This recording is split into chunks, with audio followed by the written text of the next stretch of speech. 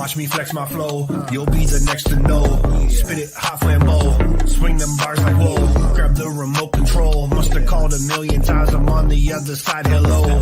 Better watch that stream, caught up in the tractor beam. Scrub that beat with bleach, so when I hit it, bro, I spit it clean. Burn it now, have to turn the furnace down. Y'all don't want this beef, I hit them with a holy cow.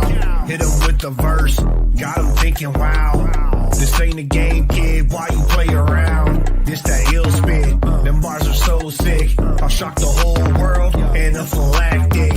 Every single time I spit another rhyme, the planets all align so bright I blind them with my shine. Bro, I'm designed to make your confidence decline. Every line about to blow like stepping on a landmine. Here we go. Here we go. Here we go. What is going on? We are live Saturday night. We got tons going on tonight, man. We got UFC. We got the Chris Nelson TNR 2022 A-Main happening right now. We also have some cool stuff going on in the shop. But this show, I would love to know what you guys have on the bench. So let me just get a few things sorted out here. We're going to throw up the banner with some of the links down below. So check that out as always. I'm going to do, we're going to go back to a little, sorry. There it is. S-Works Canada. We got a few people jumping on board. Jay, what's up? Adriano, how's it going? Matt, what is up? Yeah. Just have to give a huge shout out to all of the supporters. Thank you guys for your patience with the website, with some of the shipping food costs. We got lots to learn. I got lots to learn, but I definitely appreciate the support. We got a couple new surprises up on the site now, and I would love for you guys to go and check it out. Jason in the house. Adriano, what's up, buddy? Hopefully he got a new body there, bud. And we got Brad Wandicott. Holy crow, on-road superstar, Mr. VRC himself. Speaking of Mr. VRC, we got some VRC news for you. Jonathan Hilton. Cheers to the beers. What's in the cup, buddy? Sweet. Yeah, I'm happy to hear, bud. Hopefully it was in good condition when you got it. So far, I've only had one issue with shipping, and holy crow, was I nervous. Basically, have been shipping out now since, I would say, about November 30th. I would say it's about the time I started shipping stuff from the website. Just trying it out with the team guys first. And then after the team guys helped me work out some of the issues, I opened it up a little bit more. So now we're carrying the Cow RC. We got the LFR bodies. We got some surprises coming on board. It's going to be no surprise. I would think that you guys could probably guess what the next product we are going to launch. Sweet. Good to hear, bud. I can't wait to see it out on the track. One of the things that we are looking to bring on board is fuel. I heard that there was some fuel issues the last couple of years, and let's face it, this pandemic can't go on forever, and eventually they are going to have to open up the borders. Once they do so, I am going to start carrying TNR fuels, and I hope to be able to support all of Ontario, at least southwestern Ontario anyways to start, and we will see how it goes from there. But as you guys know, there was a few people in Ontario testing out the TNR fuels last season, and we had zero issues with them. I switched from VP fuel going to TNR, and really, it was a smooth transition for me. All right. Oh, we got a few more people kicking in. Welcome to the show. I can't believe that it is already episode 14. It seems like only yesterday I started this whole new Fandango thing, and I appreciate you guys' support and jumping on board. I do want to bring up a few things. As you guys know, huge S-Works pusher and supporter. I will try and keep the S-Works stuff to a minimum. That's why I want you guys to interact with me. If you got something on your bench, you can message it to me. If you want to show it off and you got a camera set up via a phone cam, a webcam, a plug-in USB type cam, anything you guys got, you definitely can jump on board. Jonathan crushed it last weekend with me, and I had lots of fun having him on board. And if you guys have something you want to share, definitely have to jump in and do it. It's Saturday, Adam, where's your beer? Oh, man, you know what? I got this new cool Raptors Coors, and I even sent in for the prize, which is odd for me because I love my Crocs, man. So I had to send in for the prize. But cheers. Hopefully everybody is at home chilling with a cold one or whatever drink you're into, having a good time. Hopefully nobody's at work this Saturday afternoon and you guys can enjoy the show. So there was something that I missed out big time when I launched all of the S-Works stuff.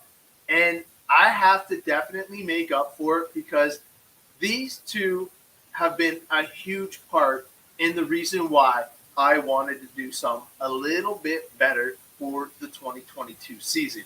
Now, who in the heck could I be missing? What team drivers could have been omitted from the team? Well, let's bring them up because I was a little embarrassed. So we have to show this off big time. So without further ado, we are going to bring in the star of the show, Michaela Ross. Of course, it's got to be Michaela. So if you've been following Ross Racing or the S-Works stuff or both, she has been a huge part of the success of the web page. Michaela and my wife have basically been inputting all the stuff, doing all the shipments, doing all the invoices, making sure everything is good and as smooth as a transaction as we can possibly learn from.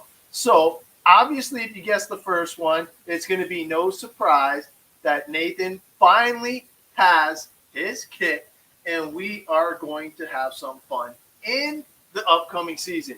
Definitely looking forward to having some fun with everybody, running some good stuff, and kind of seeing where we're going to end up this year. Because I know that these two were basically on the uptick. They were starting to figure stuff out. Obviously, Michaela was working on her stuff a lot more than Nathan was, but Nathan has pledged to build his buggy this season, obviously with Dad's help, and we are going to try and learn together, which, man, just bestowing some of that build knowledge with my son is something that's getting me excited for sure. You definitely are going to have a good time doing stuff with the kids. And if it's RC related, to me, it's just going to be that much more fun. So we're going to kind of segue into it. I'm not sure how many of you guys have been following the TNR A-Main Invitational.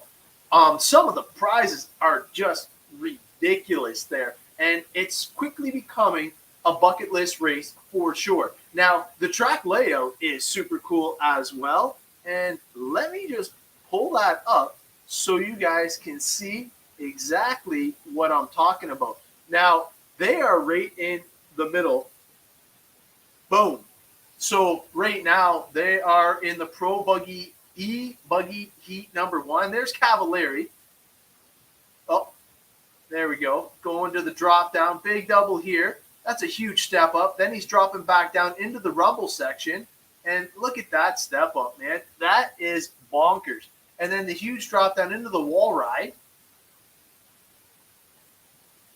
Look at that. A rumble strip right before the wall ride just so you don't go full send. Now, this is crazy. Clears the triple, clears the off-camber double, and then that big step up, step down. Look at that. Cheating, cutting the pipe. All kinds of wrong.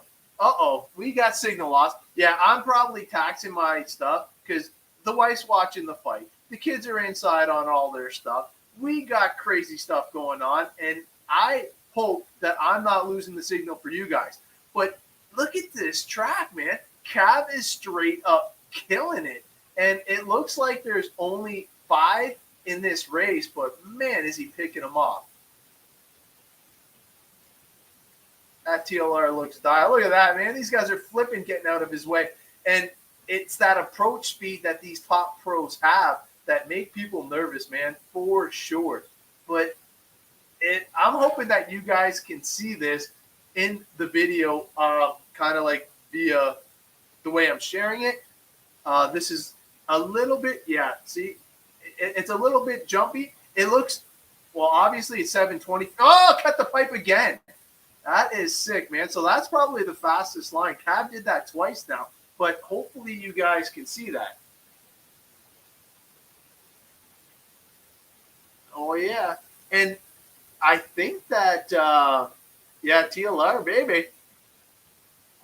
Cavalier is, Ryan Cavalier is the fastest one there. I've been looking at all the qualifying times, and he is the only one on a 7-lap pace. Or sorry, 10-lap pace. I apologize.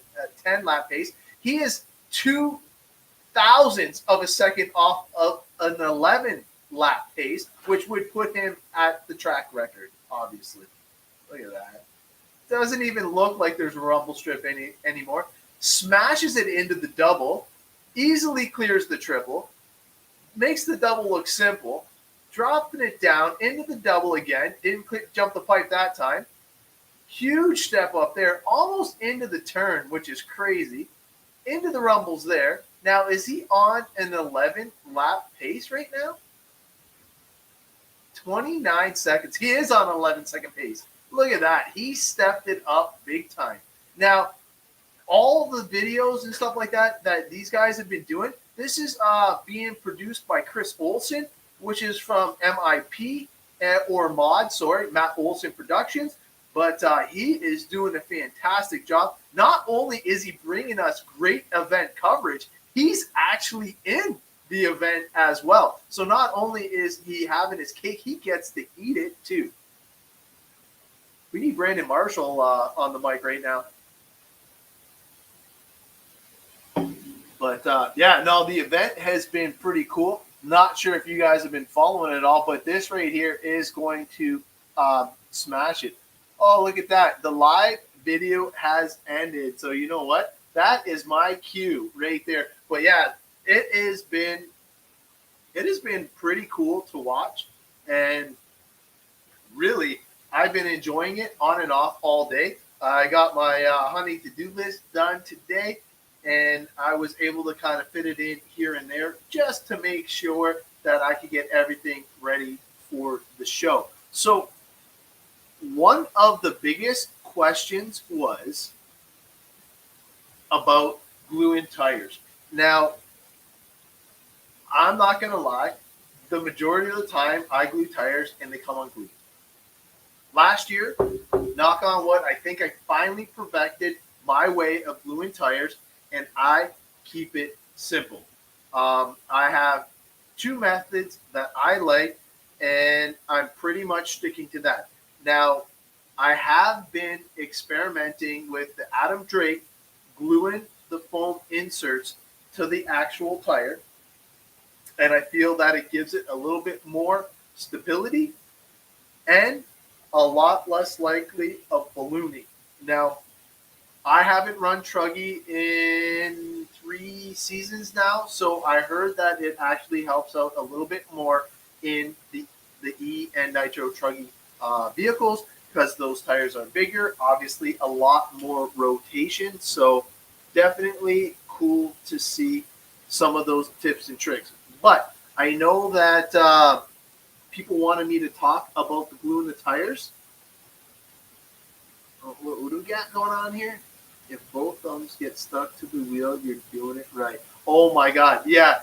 Like basically if you don't have like the sheen of glue when you're leaving your pit area and have like the blue shop towel stuck to every possible surface going, you are probably not gluing your tires correctly.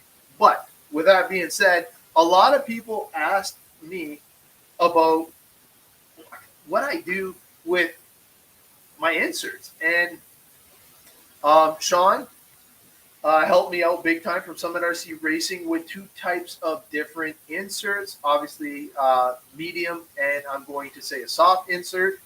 But with that being said, not everybody is as fortunate as me and has Sean right next door as a neighbor when we're out at the track. So I did want to show you guys something. Now, this is a video that I will share the link, and basically it's a quick video. It's literally 6 minutes, and it has some wicked good information. So let me see if I can bring it up here, and hopefully you guys will have the volume. But this guy knows his shite. So, Rob, I didn't glue my fingers to the tires. I just glued them straight to the table. Oh, my God. You know what? It was funny. I still have a ring. Here, you know what? Hold on. Let me remove this. I'm going to add this to the stream. Here. I can't believe it doesn't show it on the camera. It must be from my Cal RC hide wipes. But I actually had a tire glued to the top of the, oh my God, I was so embarrassed. I thought that the fronts were done, so I flipped them over to do the back. I had to run and grab the dog in, and it literally stuck to my mouth. I was like freaking out. Couldn't believe that I got it off. All right, hold on. Let's get back on track here. I'm gonna go to this. We are gonna go. I got the banners. I got that. Oh, here we go. That makes it a little bit easier to see. Hopefully it looks okay on the phones or tablets or whatever you guys are viewing it on. I definitely hope that I'm not messing up the graphics too bad.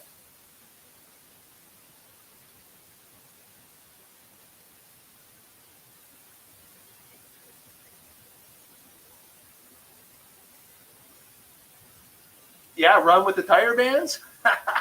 All right, but yes. So one of the biggest things is, well, here, you know what? Let me get rid of Ryan Stiles there for a second. One of the biggest things is you definitely have to take the time to prepare the tires first. So here, you know what? I just happen to have a tire right here. These are the new T-Pro tires, and basically, let me see. I'm gonna add this back to the stream. I'm just all over the place. All right, here. I'm going to pull this off and rip this out.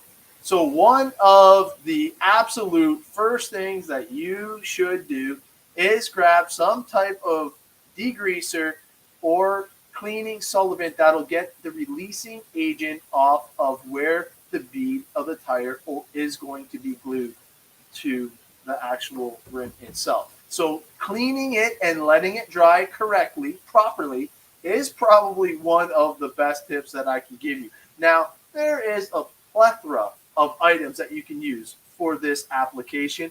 My favorite is the Electronics Move Cleaner, and it basically gets rid of all the contaminants. And since I started using that, it has brought me luck. So now I'm a little superstitious because, knock on wood, I haven't had any tires come off since switching over to that. So obviously the next thing that I like to do is I like to actually take a Dremel around the area that the glue is going to be surfaced, and it just gets rid of that shiny, slippery plastic look, and it kind of roughs it up. Now, I'm not doing it to get it nice and pretty. I'm doing it to get rid of, one, the little seal off or flash, as we like to call it in the molding industry, and make sure that you basically have something that the glue can adhere to. Now, another important thing when you're gluing your tires is you want to make sure that the bead is 100% around the entire rib. If you do it all the way around and you're very symmetrical when doing that, you're actually going to have less of a chance of the tire coming off. because if there's just a few millimeters of the tire that isn't glued, that little area is going to expand and expand and expand, and it's like cancer. It's just going to keep going until you have that tire failure. So obviously, if I'm gluing the insert onto the rim first, what I do is I actually take a little extra time when I'm gluing the insert to the rim first, and I make sure that it is perfectly centered front to rear, because you will not be able to move it once it is glued. And what I typically use is, I've been using these little application nozzles. Let me see, hopefully you guys can see that. And they basically are generic and can go on any bottle. There are multiple different size applications or applicator ends, and basically get to the size and glue and feel that you like. I like using the medium glue because I feel that the thin glue, it makes a mess, and I glue everything to everything. And honestly, I'm not that guy. So I want to make sure all my stuff is nice and neat. So let's just say, hypothetically, I'm going to glue the insert to the rim first. Once I take the time and get it 100% completely centered where I like it, I'm going to start on the front face. And now what I do is, there's multiple different ways to do it, but what I do is I just do a drop on each of the ribs. Now here, let me pull it off after I just took the time to put it on here. But if you look, it's ribbed. And what I do is I just do a dab, like I said, on the face, one dab for each one. Keep going around in a circle, keep going around in a circle, keep going around in a circle. And once I get to the end, all I do is I just leave it facing up, so any excess would drip down and not onto the face of the tire. Then I go on to the next tire, and I just keep repeating the process. Once I get to the fourth tire, I go back to the first one, I go back, and then I just repeat the process. And all I'm doing is just putting a dab in, and when I'm pulling it back enough, you can see that it should be sitting right behind the rib. You want to make sure that it's lined up before you start gluing it, and then once you're done that, you set it aside and you continue to go. While I'm letting them dry, usually what I do is I will hole punch my tires. Now, this is where it gets interesting. I've heard 4 holes, I've heard 2 holes, and honestly, I've tried both. I've tried punching the holes in the tire, I've tried punching the holes in the sidewall. I will tell you this, when racing indoors in the United States, punching the holes on the sidewall will definitely save your insert. Because if you're doping your tires indoors, which 100% of the fast guys do, and is a necessary evil to be competitive, you want to make sure that you're not wrecking your insert with the saucing is what they call it, or the tire applicators, or whatever magic tire juice you want to call it. Because if you punch it into the tire and you're going through with your applicator, it will seep through into your foam. Now, if you put it on the sidewall, you're less likely to get it to come into contact with the actual foam itself. So once you actually have it on and glued, what I do is I just invert the tire. And then what I do is I pinch it. And what I do is I walk it around, and then I just flip it over like so. And then once you flip it over, you do have to take the time, because now the foam will not move. So what you're trying to avoid is the lip like that. So you can see up here where it's not fully seated. You want to make sure that you take your time, because the more tire prep that you spend right now on the bench, the better results you will have on the track. I'm telling you guys, this is 75% of your setup, if not more. So once you get it all worked in, now, obviously I didn't glue the insert, so it's allowing me to manipulate it a lot better. But you can see now there is absolutely no gap around there whatsoever. So now what I would do is I would actually put it down. I would grab my applicator, I would peel it back, get it all the way to the back bead, back bead, back bead, back bead, and I overlap a couple millimeters each time until I do the entire tire. Then after it's glued, I will put the tire band on to secure it. Once the tire band's on, I will grab my blue shop towel, and this is where I usually glue myself to stuff. I'll actually wipe the excess off, and just to give it that final seal on the rim to the tire, I'll put it aside, and then I'll keep going on to the next ones. So that is how Ross Racing basically started to do his tire prep program. So like I said, what I do now is I will put on the inside what the compound is. So if it's an M3, I'll put M3, M4, M2, M1, whatever the tire compound is, I will put that inside. Now, to differentiate between glued and unglued is completely up to you. I stole Adam Drake's idea, and I just do the line. So if I pull out a pack of tires and it's the M3 whatever's I want, I'll basically see that if it has a line, I know that the inserts are glued. If there's no line, I know that it's not going to be a glued insert. And that's kind of how I differentiate between the two, and makes it really easy when you want to try different combos and setups that way. So very curious to hear if anybody has any tips for prep on the inserts themselves, because that was the biggest thing that was asked of me. Now, I am not going to lie. I tried the video that I'm about to show you guys. I did try, and I tried cutting the inserts. I've tried the hole punch method. I've tried just about anything to get an advantage to make my buggies feel more blended. I hate nothing more than when I'm driving down and I turn in to the corner and then I give it gas. I expect it to go straight. I don't want my ass end to keep rotating around.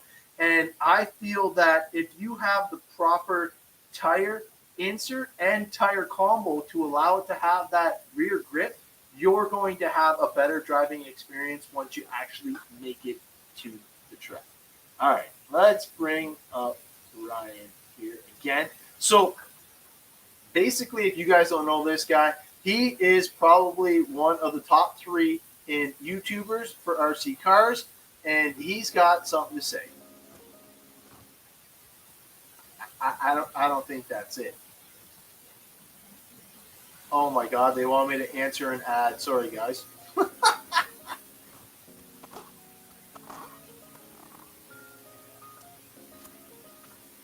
So the biggest tip I can give is don't get tires glued to your forehead.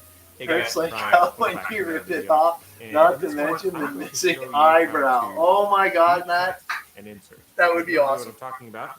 It's something that you can do to where you remove a little bit of the material on the insert in order to create kind of like a softer feel. We might do this sometimes if the inserts, the particular batch feels a little bit stiffer than they normally do, or if it is soft and you want it to be even softer, you kind of get the idea. And then you just create a different feel, or just creating a little bit larger contact area on the tire itself.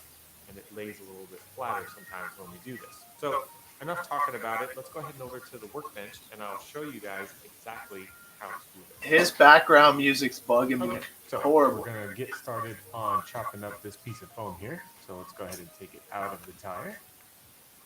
But it is very useful information. A closed cell insert that's used on a 2.2 style rim. Very typical. This is going to be primarily something that you're going to do to 10 scale tires, buggies in particular, especially when it comes to indoor racing. So let's go ahead and get started. So the first thing you're going to do is flip it inside out, just like so. And then you're going to take your only pair of tools today, which is going to be a pair of curved Lexan scissors. I've seen some people use some straight ones. Whatever's going to get the job done at the end of the day, it's really not that important. So first thing we're going to do is we're going to kind of bend the foam like so. So you kind of have like a protruding center area. It makes it easier to cut. So we're going to bend it. And then as best you can, cut right in the middle. Now, depending on the scissors and how good you are at cutting, usually when I do it, I have this little piece and I just have to rip it off, just like so. So we're going to go ahead and finish up going around the rest of the insert here. Okay, just so I don't get YouTube copyright infringements and all that stuff, basically what I want to say is once you go around the entire thing, the cool thing about it is here, let me pull off my tire again. I'm going to show you guys because I did try this, especially when racing over in the States and how competitive they are.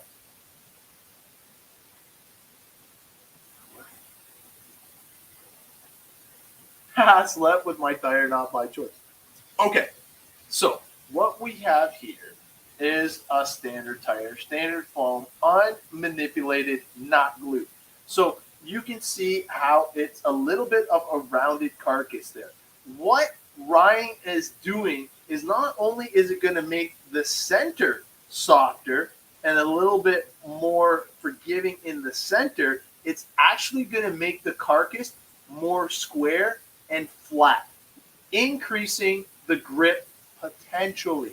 Obviously, there's a little bit of give and take there, but yes, definitely another great tip. And honestly, one that I tried, I really didn't find it useful until we got to the point where we were running high grip clay, ball tires with lots of sauce. Now, if you've ever been in those conditions, hearing the tires snap on the actual track is super impressive. And that was one of the reasons why I started experimenting with cutting and hole punching my inserts, basically. But I will put that link in the description for everybody to try, check it out. Literally, it's a 6-minute video, and it is full of information if you want that fine tuning of the insert. Like I said, there are other options. You can get different density inserts. You can get medium, soft, and hard. So it is pretty cool to mess around with those options. John says it was a sticky situation, eh? A little sticky situation. But yeah, it was definitely a cool tip to try out. And it was, I was going to say it was beneficial.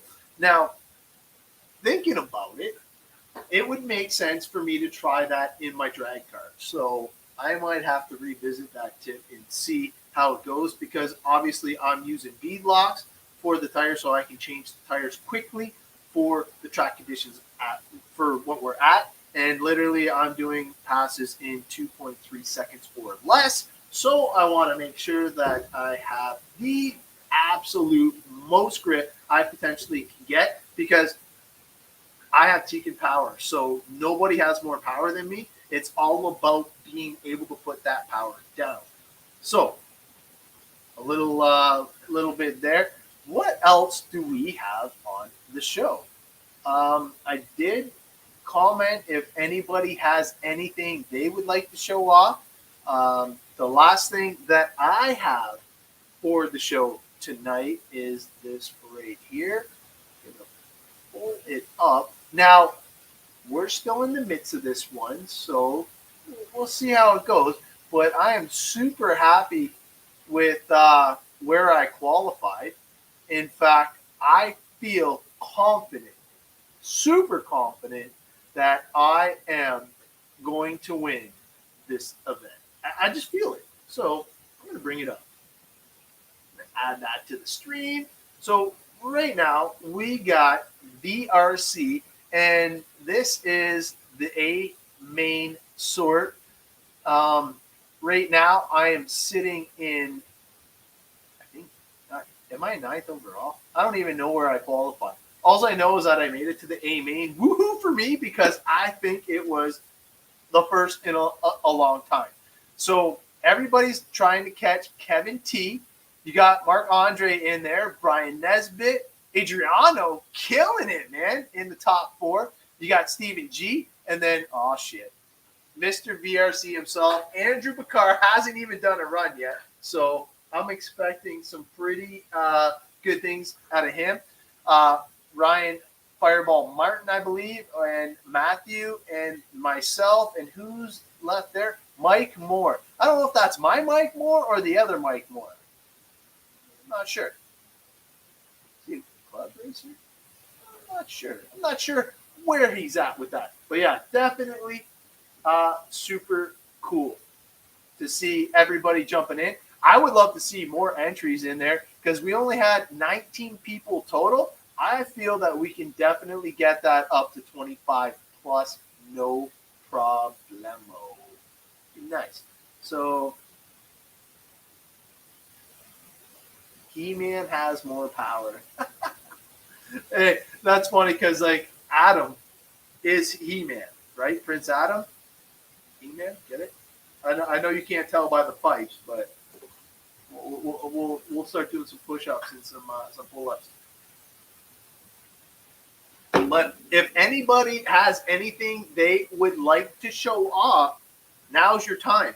Oh, and since John just chimed in, I would love to thank everybody that is supporting him with the actual membership purchases. It is super cool.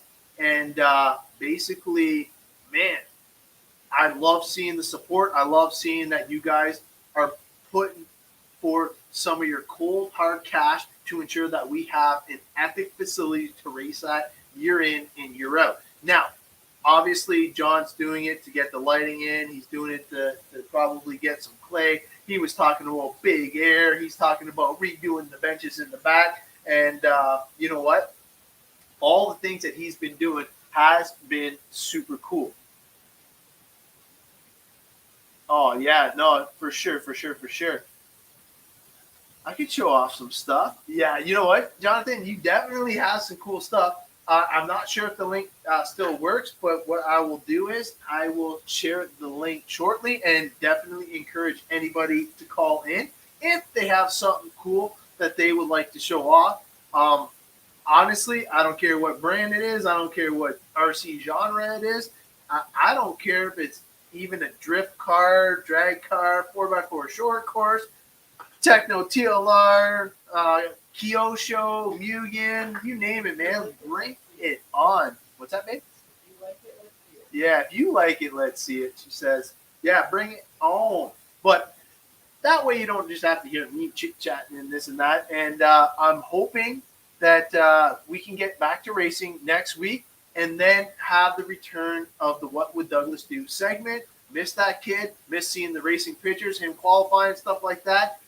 He impressed me the other night with his knowledge of servos and all things super cool. And I got a behind-the-scenes sneak peek of his new Techno buggy with all the goodies in it. And, man, I'm sure this kid is going to be a force to be reckoned with. That is for sure.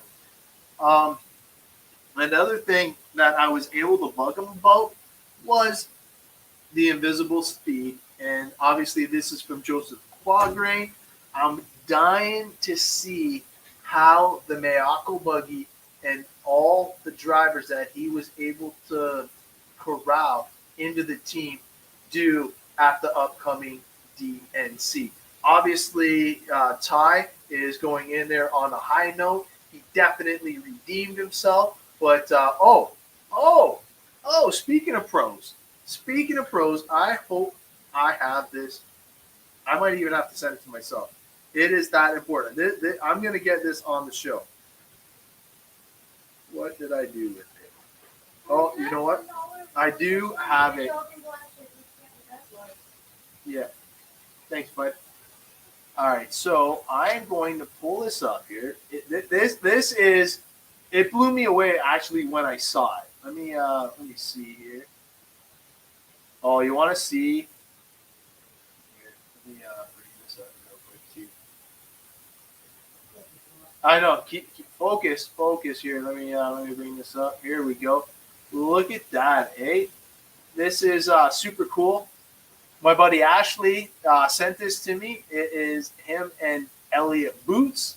which is super cool to see, and definitely looking forward to hearing what he has to say about some of the cool stuff coming on board with that. So here, let me remove that. Sorry, little segue. Got distracted there for a moment, but yeah, it's always cool when you get to see stuff like that. So let me scroll up. There we go. Is this it?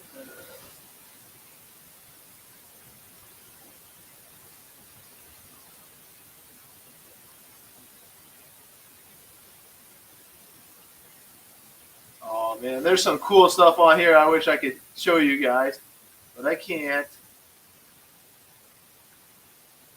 Man, there we go. You know what? You know what? I'm going to email it to myself. This is bonkers that I don't even have it on there. Has anybody seen the top 25 list? That's what I'm wondering. Anybody seen that?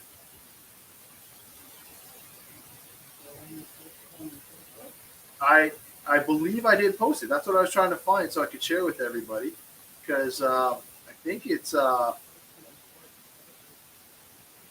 oh, it's not on mine. That's why I couldn't find it.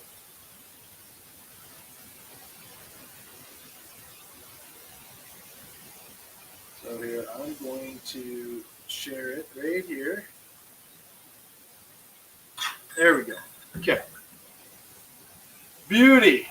So now I'm going to share this, and I am dying to see what you guys think of this. Here we go. Let's try that. All right, so can you guys read this? Number one, obviously Ryan Mayfield. Is anybody got anything for this guy? Ryan Mayfield is definitely unstoppable in the United States. Are we actually going to PNB? Matt, I believe we are going to PNB. I think we're going to make it a family trip, and we are going to make a week out of it, but definitely it is in our crosshairs. The wife is giving me the thumbs up. We just have to figure out what the heck is going on with the testing and all the other craziness that is entailed with that, but it is on our radar for sure, going to PNB. All right, so number two, David Ungaro, obviously the fastest on the other side of the planet in Europe. Number two in Europe is David Ronefalk. Number 4 overall is Jared Tebow, another American. And then look at that. In the top 5 is S-Works pilot Juan Carlos Canas. Awesome to see S-Works in the mix. Then you got Spencer Ripken, the second associated. The fastest associated in the United States. Dakota Fenn, my favorite. I believe he will be number 1 eventually. And then you got Renault Sosa, Mr. Kyosho, Ryan Cavalieri, Dakota's new teammate. Ty Tessman, the top Canadian in the top 10, not only in Canada, but in the world. And then in 11th, you got Elliott Boots, another S-Works pilot. Robert Battle running the Mugen, Ricard Berton, Infinity, and then Smoking Joe Barnhorst running the S-Works. Look at that. Cole Cool Ogden in the HB, Kyle McBride, S-Works, Tanner Denny, S-Works, Marco Ravlia, WRC, Mattia Palotto, Kyosho, Mr. Adam Drake, Mugen Siki, Mason Fuller, HB, Alex Zankatine, no sponsor, and Burak Killick, Leonardo Valentini, S-Works, and Tyler Jones. So look at all the S-Works. Like, it's crazy. Ever since I announced the S-Works, it has been bonkers with the amount of S-Works stuff going on. Or is it just because it's on my radar? Yeah, like, is it just a fluke? Or has S-Works really stepped it up this year? I'll leave that up to you guys to decide, because once we hit the track, I think the proof's going to be in the pudding. So let me do this. Copy that. Paste that. And now this is what we were able to do last time to get a few peeps on the show. So you are more than welcome to call in and show off anything you have on your bench. Because the only thing I have on my bench at the moment is this beauty right here. Let me throw it in there. So I got the nitro buggy. I got it a little blinged out. Still need a little bit more. And I know that Sean is desperately trying to get in the bling that I require. And it is going to look as good as it possibly can before it hits the track. But I am so super stoked to get this thing trackside and show it off to all y'all, because it is going to be a weapon. It's basically like I upgraded every single thing on my previous buggy to this buggy. It's got all new servos, all new hardware. We got the new alpha motor. I got the new cooling head. I got the new carb. I could just keep going on and on and on. I'm super excited to try this bad boy out. And I'm sure you guys have something on your bench that you're dying to try out. Now, I know tomorrow is going to be super cool. We have a race out at the K&M Raceway. It's going to be the Crash and Burn club cars. So it is going to be pretty cool. It is $10 for a day of racing. You get 2 qualifiers, and then you have to qualify, obviously, into the A main. It's all computer controlled. It's a lot of fun, and hopefully we will see any locals out there. Everything but a new driver.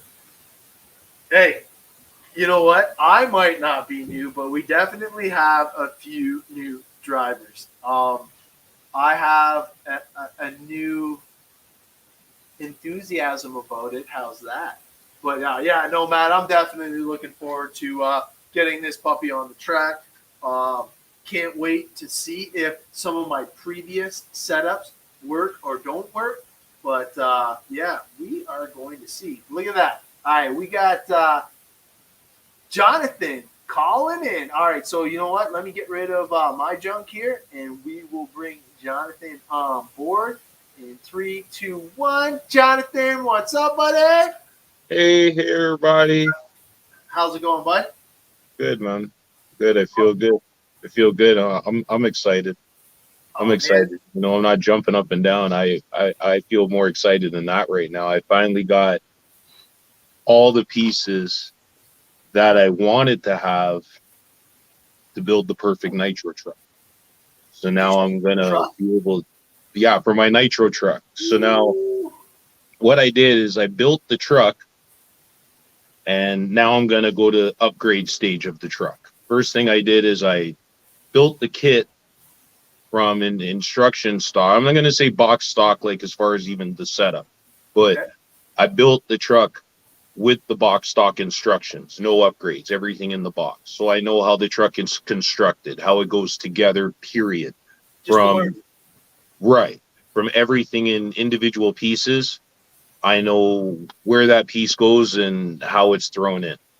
Now what I'm going to do is I'm going to tear down the unit to put in upgrades where they go. And this way I feel I'm going to be teaching myself how to do parts replacement in case I ever need to, or help somebody do it, or even just like I said, learn how to upgrade the truck. It's going to come apart while it's together now, and then go back together to the way it should be put together after putting it together with the instructions. So now I'm going to learn how to do that. And I think it's better for me to do it like this instead of just build it with all the upgrades. And at that time, I don't really know how it breaks down from a complete unit for the upgrade to go in, or see the differences from the stock piece to the upgraded piece. I was giving it some thought when I was trying to figure out when I'm going to build it. And I said, you know what? I'm going to build it stock. Then I'm going to upgrade it. Then with all the upgrades on it, I'm going to give it a setup, and then I'm going to drive it. So I'm That's going a to do great that. tip for everybody, though. So I'm gonna. I figured build I it would do stock, my. too. I figured I would do my stuff in that order, so I understand what I'm sitting on, and then how it works. Yeah, no, and I think that everybody, if you just got a new kit, that you take the time to get intimate with the kit. Like, I built this thing, I took it apart, I've been messing around with it. I want to know the ins and outs of it. And now that I know the ins and outs, that's now going to get me to the next level. Now I'm looking at this and I can order this product part. I can put this product on it. Now I'm going to get the benefits of like what Jonathan's saying, and get some more cool bling bling or whatever it's going to be. Because let's face it, some of it's not going to be for performance. Some of it's going to be just because I think it. I don't want to swear, but it looks good. Like, you know what I mean? It's just going to be for me, and I'm going to have some fun with it for sure. But no, that's a good tip though too, man. Because if you don't know how to build it stock, yeah, you want to make sure you know that shit first. All right. So I was thinking it wouldn't be the smartest thing if I built it with the upgrades. I know I'm capable of doing that. And I know I'm Yes. capable of doing that and building the unit square. But do I really know what it was like stock? When I bump into somebody who has a stock unit and then they're going to come to me and ask for help, in assumption that I did drive the stock unit or at least have the stock unit, then upgrade it, I won't be able to help them with, a real educated knowledge of how the unit works if they're counting on that of me, So I figured I might as well build it stock. Then while it's stock, tear it down, upgrade it. And then with all the upgraded pieces on it, set it up. And then with that setup, drive it and then tune it from there, adjust the setup. Yeah, no, and you know what? That's awesome. And the thing is, I know how helpful you are around the track, and you're super approachable. And what you've done with the girls was just next level. Like, it made me excited to bring my kids to that next level. And I know you touched on it when you're doing your body stuff. So if nobody's seen Jonathan's video about the body armor that this guy does, I'm not kidding. I brought my kids up to Niagara Falls or RC Niagara Peach Track, and Jonathan had his kids there. And I'm telling you, his cars look phenomenal. Like, he literally just had to wipe off the outside black rubber from other people rubbing it and stuff, but those bodies lasted. Like, where mine, I think it fell off my table and it broke the freaking body. Like, oh my God. So if you don't know how to properly prep a body, you got to check out Jonathan's video. It is awesome advice and relatively easy and cheap to do, and it protects your investment. Yeah, those are the major reasons why I did it.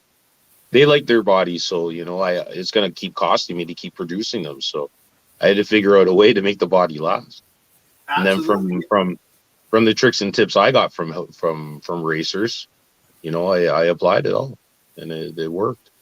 Well, not only did you apply it, you actually made a kick-ass video to share with other people, so then their knowledge comes up too. And that's what it's about, man. Just sharing that knowledge and getting it out to everybody else. And it was funny because I don't know if you tuned in right off the hop, like when I was talking about gluing inserts and stuff like that, and the manipulation of that stuff. And to me, it's not a secret, but I sought out that information. You know what I mean? I went to YouTube. I wanted to figure it out because I was slow as shit. And I hated losing. I can't lose, guy. So, like, I went out there and I'm like, what am I doing wrong, man? Like, I got to figure this shit out. So, obviously, I did. Oh, yeah, I got to stop swearing. Sorry. But, like, the thing is, I had to figure it out. And I destroyed a lot of inserts along the route. But eventually, once I figured out how to get it to the grip levels that I needed for the particular track that we were at, it was money. But I always thought that you had to go to the max all the time, and you don't. So, yeah, it was a huge learning curve for me. It's okay, man. Everyone goes through it. It's just how fast do you find the info that you need while at the same time finding the info that you want. That's the hard part. Everything connecting, right? And you hope that it's relevant to the track conditions you're at, because you can listen to a pro and it could be a super dialed track that has no imperfections, and you go in and to apply that at like a track like Spark, but you're not. Yeah, it's like apples and oranges difference, right? We should we should do a a video for the community so that they know what all the tracks are like. They need to know what the conditions are like and what they're going or what they're walking into so that they could have a fun and successful day. And when I say a fun and successful day, I don't mean coming out first place A main or even making that group. I'm just meaning having a day where even if you're running nitro, your car runs like an electric car where it's just hit the switch, hit the box, it turns on, plug and play. You don't have any frustrations with flame outs on your end. And then when you get there, you know what to have as far as a tire choice, or you know what to have as far as a suspension setup, or something along those lines. Because I know from my experiences running at John's track, which I love to do. Everyone knows that at O Town at Otterville, is completely different than running at Dork. Oh yeah. And you know that because you experience Dork now. So I could say Dork and you know exactly what I mean when I say that the running conditions for those two tracks is completely different, right? Like you go to O Town and the track is going to come off on a manicured side. It's very well cared for on let's say like a weekly basis, and those things happen because of the benefits that John is in charge of his own stuff and he has the passion to do it, and we're lucky enough that he gives that out to us, right? So you know we're lucky in that sense. But looking at the track is very smooth. It does get divoted and potholed during the events, but generally speaking, it's very smooth. The jumps are very prepped. He's very on top of his stuff. At Dork, it's a completely different scene, right? It's not a bad scene.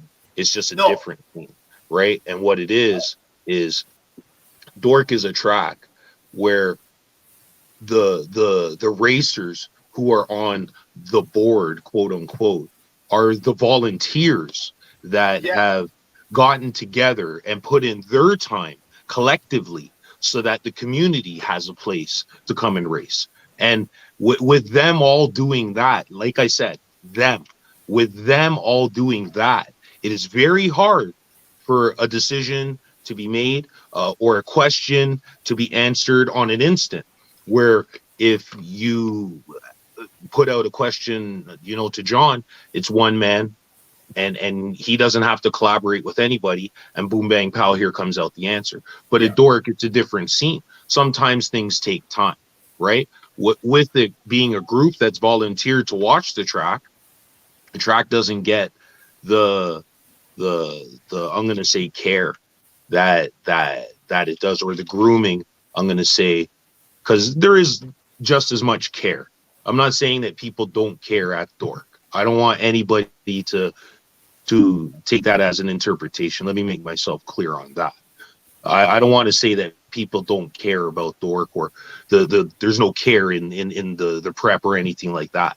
But what I'm saying is it's not one person stepping up and doing it because they own it. It's a group of people, like I said, that have gotten together and given their time and energy so that we, the racers, have a place to go. And with them volunteering all of their time, it's hard for any one person or even all of the group of them to be there and do anything at any given time, right? It's hard. So the track is in, I'm going to say, a rougher condition, but ultimately it makes for a different race scene. It's real off-road racing. The track is there. The track is set. The traction has been put down in it. The pipes are laid out. And the track already has a character when you approach it. Forget about a character being developed while you're running it. So the lines change even through practice, through warm up, through everything. And that's what really makes for great off-road racing at Dork. It's hard to race and win at Dork. Yes. It's hard. I think it's harder. Right. I think it's harder to do that at Dork than it is at O Town to win on a consistent basis.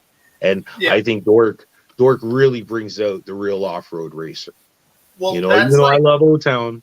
yeah. I ain't fronting. Everyone knows, but I'm gonna say it. Dork really does bring out the real off-road racer. It really gets you in tune with the track, and it gets you better in tune with racing in general, better in tune with your car, better in tune with setup. It makes you ultimately a more hardcore racer for versatile situations.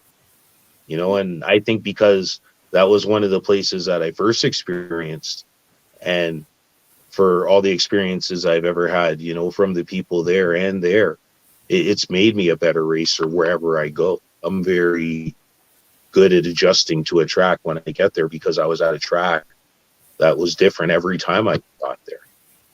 Every time I got to Dork, it was never the same as when I left it, you know, and Absolutely. that's what makes for No, great racing at Dork, you know. I But I like think Dork. we should do a video to let everybody know what track is what, because there's tracks out here that, you know, maybe you haven't gotten to, and there's tracks on your end I know I haven't gotten to, and I think combined we could let everybody know, because some people aren't willing to travel to some of these tracks and go out and have the fun that we've already traveled out and had.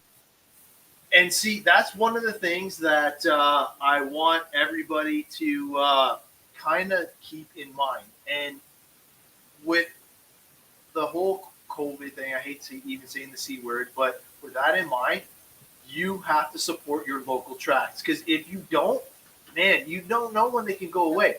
Just the whole 2 years that I haven't been able to race competitively over in the States, the RC Clubhouse is closed down. AMS have just announced that they're closing down. Those were two of my favorite tracks to go to in the whole wide world in the United States. And I didn't even have a chance to go to their last race or anything because of the whatever is going on in the world, right? But you don't know how fragile our industry is. So we got to support Dork. We got to support the Barnyard. We got to support John's track. We got to support Spark. Because if we don't support these tracks, we won't have anywhere to race our toys. And you know what? I don't want to have that. I want to go and be competitive. I want to go and hang with you guys. I want to have a good time while we're out there partying and doing the whole pit fun too. And you know what? We get to race just, you know, on top of it, you know. So it don't matter if you're in the A, B, C, D, E, F main. It don't matter. As long as you're having fun with your boys or whatever, girls, kids, this, that, and whatever gets you out to the track, you're going there to detach yourself from the real world and just relax and have a good time. And that's what we want to see. And if everybody comes to the track with that mindset, you're more likely to have that good time and make it a little bit easier on everybody, including yourself. Like, I know you're no stranger to having a good time, nor am I. Yeah, I get a lot of people telling me sometimes I'm having too much of a good time. I like to have a good time. I like to have a good time, but I'm a believer in the same thing. You know, you go to the track and it's an outlet for everybody. People go for different reasons, Yeah. and I'm 100% understanding and all of that and cool with that. And I just think that the one common thing that brings us out to the track is the stupid toy car. You know, everybody's got a radio in their hand. Everybody's got a stupid toy car. It doesn't matter, black, white, Chinese, other, boy, girl, you know, young, old, tall, short, you know, fat, thin, whatever. You got a radio in your hand and a stupid toy car, you know, you come out to the track and you have fun. You know, the next person will look at you and help you and watch you and make sure that you're okay, and, you know, give you shelter if needed, or, you know, help you pick up something if you dropped it or whatever. Like you guys all grew up with each other, and, you know, you're all besties, and it's all based on the fact, you know, we're all chilling out with a stupid toy car. I love it, man. I love it. And the coolest thing is, like, everybody goes and mingles from pit to pit to pit, and you're not worried about, like, going anywhere and getting flat. Like, everybody's, like, willing to, hey, you want a beer? You want this? You want to, like, have a little Ricky, whatever it is. And it's just a kick-ass community. And, like, honestly, I've met so many cool people because of this hobby, and now they're like big time friends. Yeah. There's lots of guys that link up with each other, and they develop friendships through RC. Me and JC met through RC. That ain't no hidden thing. If you've seen me kicking around the pits, you know me and JC are always chilling. You know, you'll see him out there fast in the A main. You'll see me trying to squeak my way out the C main or something, and you know we're still running around knocking fists and having fun. And there's lots of other guys and girls out there that meet at the track and chill out and have fun. The track brings out great friendships and relationships with people and stuff like that. I met Ron Ali. I don't know if you've ever heard of him, but I met him at RC Acres when that place used to be up and going. And then my first race outdoor 8 scale was at Dork, and I met him there. That was a familiar face. And with him was Tommy G, and I met him at Dork. And those two men there, I'm not even gonna say guys, those two men really helped me in the beginning. They saw I was so excited just to hold the radio and stand in a position where I could see the car on such a great view. I didn't even care what was going on more than that. And they helped me understand I needed my car running right and how to get it running right and how to keep it running right and the importances of all of those things, and just amazing men stepping out, seeing somebody excited and just helping, you know, without even being asked to.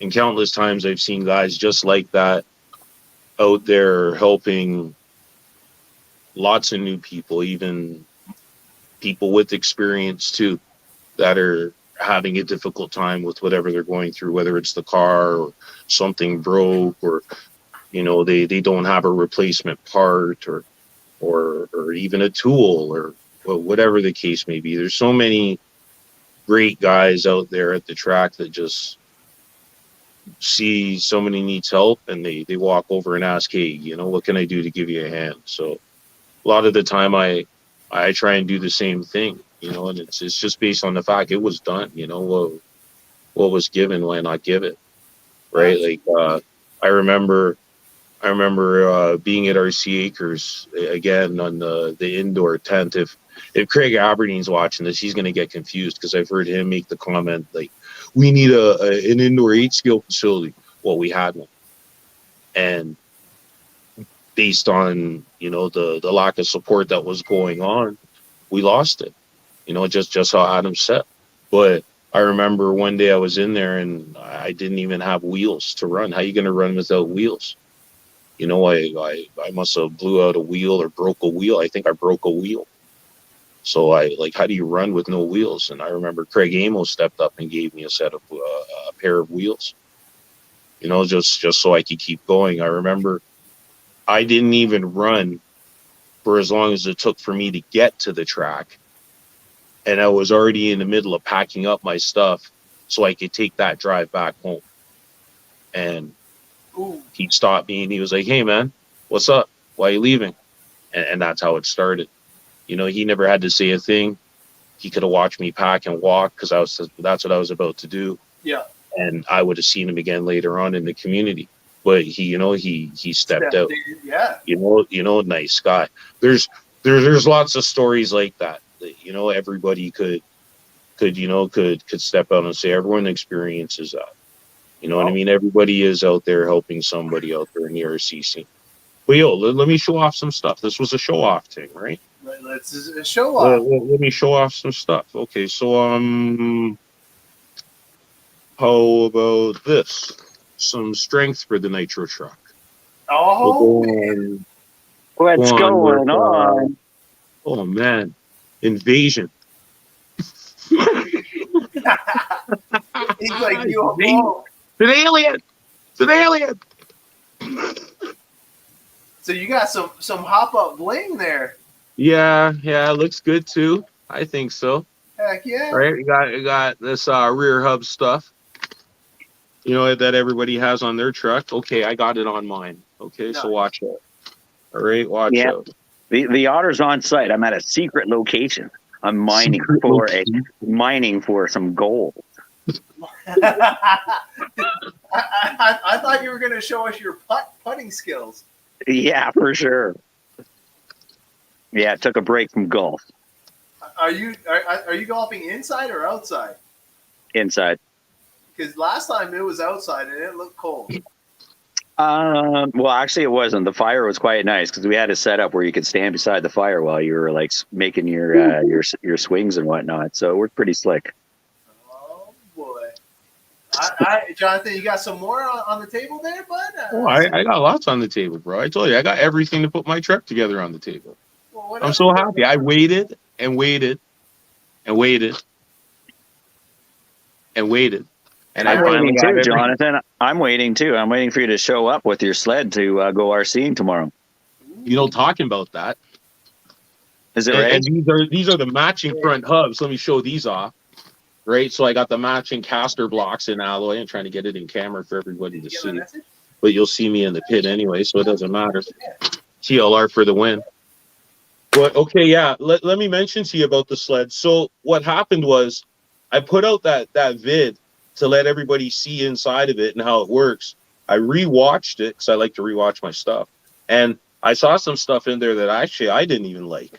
I noticed that the bracket for the throttle servo was moving. And I didn't like that. I said to myself, it should be affixed. It shouldn't be moving. And I've probably already been using this sled with that moving. That's abuse. I can't do that. So I immediately took it apart today, went in there. I set up the bracket so it does not move. And I also was resetting up the linkage work to make sure that the carb opens up to its maximum without any stress put on the servo. And also making sure that the like everything is lined up inside of the Venturi. When I took a closer look while doing that, I didn't like the fuel line routing that I had in there. So I rerouted the fuel line to give me clarity to the idle screw in case I ever have to approach that. Gave it all a good bench test, and I really do think I'm ready to go. I was talking to the missus about that, and she's even asking me if I'm going to shoot out to your place tomorrow morning. She doesn't know when I'm going to leave home, but get some video of that shit. She knows I'm leaving. And I got a cool tripod holder now for my phone so that I could get some good video footage. Nice. She knows I want that. So I'm getting myself all prepared, and I think I'm going to do some starting tests tonight before I go to sleep with it. I'm going to start it up, and I'm going to get it going and make sure that I'm not driving out there for nothing. Or if I start it here and shut it down and drive out there, I should be able to just start it up out there and let it warm up and throw it down. Yeah. So I'm ready. Yeah, and the other thing too is making sure that it's not too cold out there, because if it's too cold, it won't be as enjoyable either. So, no. But yeah, I'm at the point right now where I'm about to start it to make sure it's working, and then I'm good. All the batteries are charged up, like the receiver pack's charged, the starter box battery's charged, radio batteries will be exchanged for new ones when I'm leaving to go to your place. So I don't think I'm gonna have a problem with energy. Just want to make sure it's set up and it starts and nothing moves, everything set strong. Nice. So it's going to take some licks. I want to hit the kicker. I'm wondering if I could get through the kicker section without breaking the front skis. If I could get through the kicker section without breaking the front skis, then I think I could run complete laps through there. Even the staircase, I could scamper through the staircase pretty good. Right now, I would say you don't have much for jumps and everything because there's enough snow where it's just mellowed everything right out. It would actually probably be really nice to drive on right now. Okay. You know, things are filled in, like the gap between the two tables is filled in pretty nice, stuff like that. So everything is very rounded off.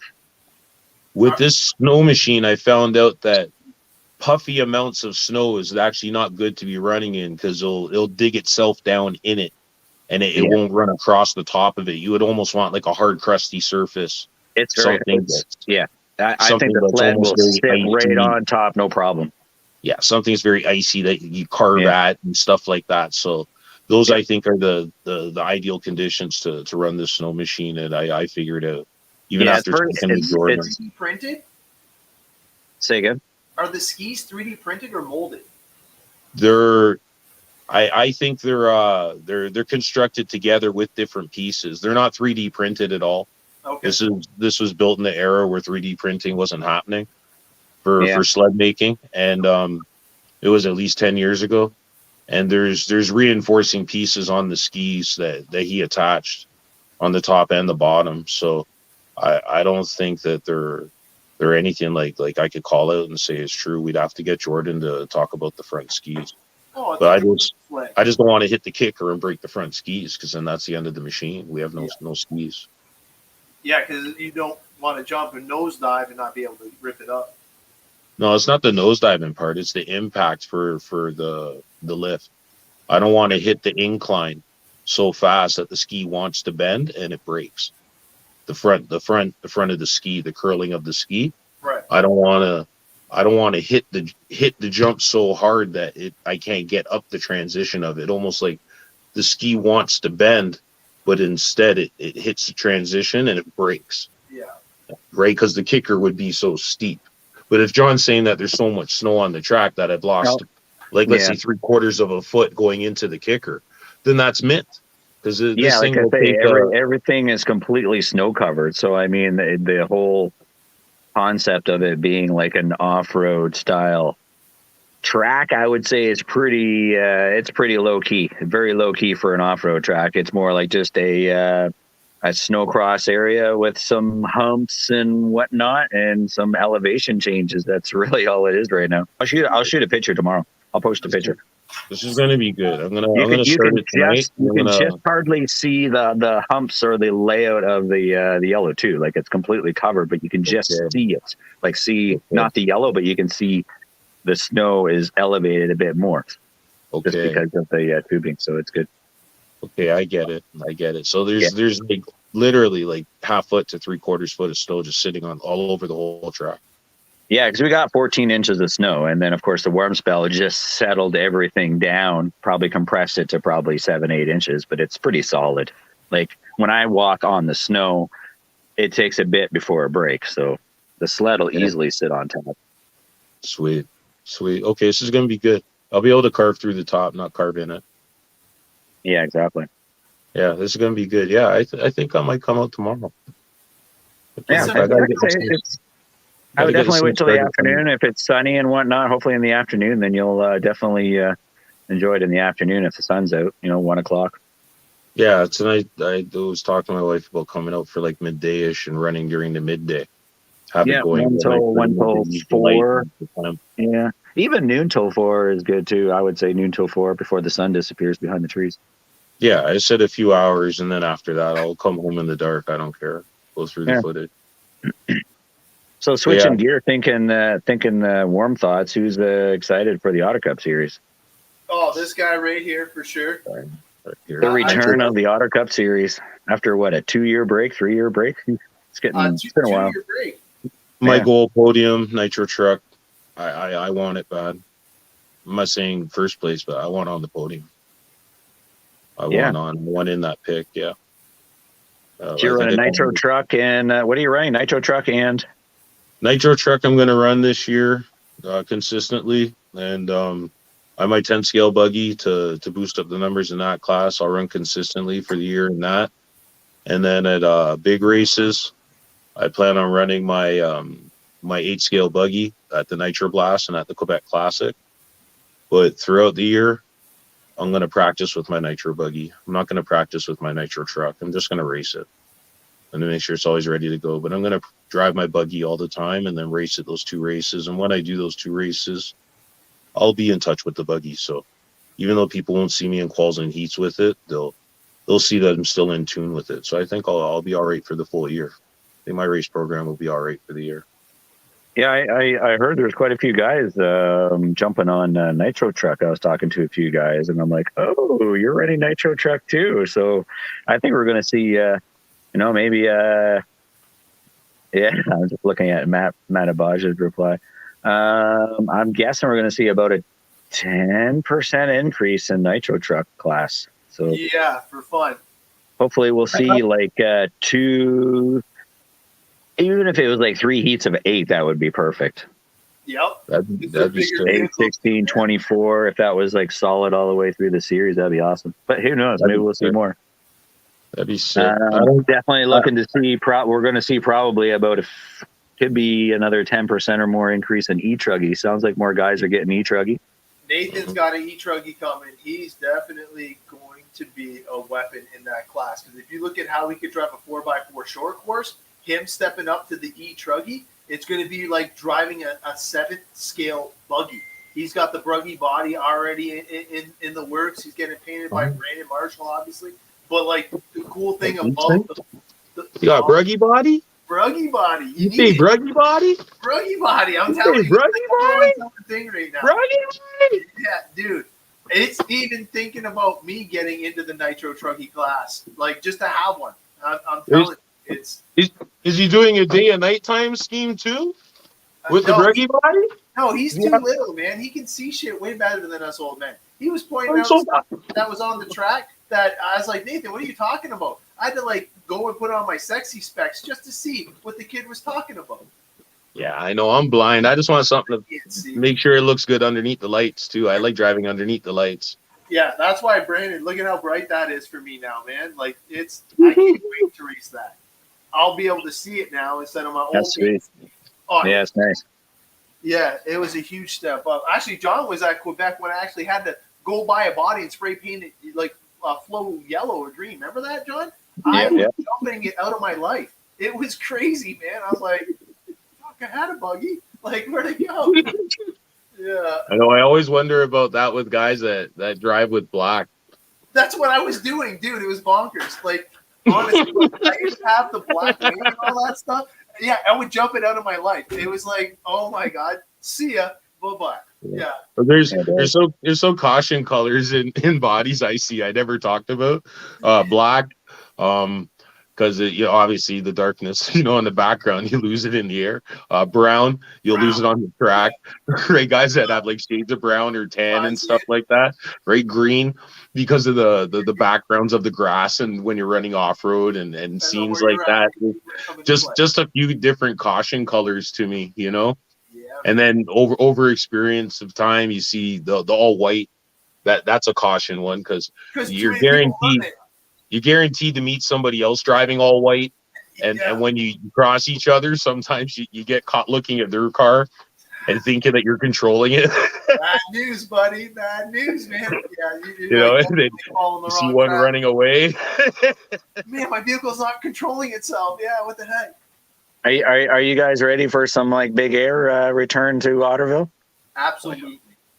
What do you think the pieces are for? Yeah. What do you think all the pieces are for? I am so ready to have that super wow factor back. Yeah, like honestly, if you have a big element that can separate the top 10 guys on the track from the people that shouldn't do those things, I can't wait to see an element like that. Yeah. Having a separation between the pros and the Joes is really cool. Yeah, I'm thinking about starting that element just after the bottom of the straight as you turn, into the so-called Daytona or the wood fence. Right. I think that's where I'm going to start my my feature area. As soon as you make the turn, and carry it on through the end of the back lane. So let me ask now: is there a chance of somebody ending up in my tent in my pit area if I go where I normally pit? Not with the trees there. No, not with the trees they'll get there. hooked up first. They'll get hooked up first. Because they have to like get straight first before they jump. So they'll get turned and straightened out before they start the. I'm thinking I'm starting a rhythm section. Okay. You know what the corner table is? Yeah. So yeah, I'm gonna rip all that dirt out of there and. I'm going to rip up the whole track. I'm planning to. I have to measure my fence opening. I might have to cut my post out to get this loader in because it's a pretty big loader, wide tires and whatnot. But I want to give the track a facelift and find the surface from like 8 years ago. So I'm probably going to find some more clay that got buried. Is my guess, red clay. Hey guys, this is like epic stories. right now. This is like some stories. shit at O-Town right now. I've heard stories of the way the track used to be at O-Town. I don't know if you've heard, Adam. I heard the track used to be so soft at O-Town that it was imperative that you clear features because a marshal would be spending a lot of time trying to save you if they could. So let's say you go to clear a double and clear the gap. You don't clear the gap and you lawn dart right into the landing side, the downside, right? But what happens is the dirt is so soft, half your buggy is into the landing side. So now the marshal runs out, grabs it by the wing, pulls it out, and then throws it back on the track. Like the track used to be soft before John had all the agents in it back in the day. Back before racing. Some wicked videos of the blast from the past at O-Town, man. Like, it was crazy to see how much fun they had running the Revos and the stuff that got me into the hobby. Like, that is where the grassroots racing was. I can imagine the Rooster Tails and stuff like that. Some of the videos that John had was just on his phone, so I didn't have the whole wow effect, but man, these were classic videos that everybody can appreciate because we all started there, man. Yeah, I think the best way I could explain that is at the drivers' meeting before the racing even started. I would tell everybody, please do not walk on the faces or on top of some of the features because you will crush them. That's how soft it was. Okay. Yeah. Yeah, so you have to run around the jumps.